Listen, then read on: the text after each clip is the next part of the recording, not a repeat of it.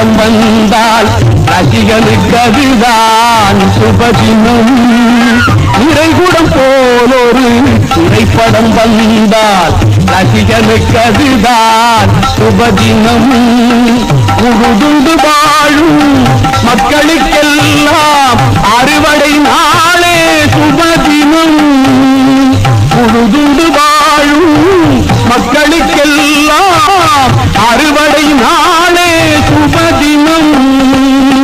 Lottery சீட்டில் லட்சம் விழுந்தால் கிடைத்தவர்க்கு அது சுபதினம்.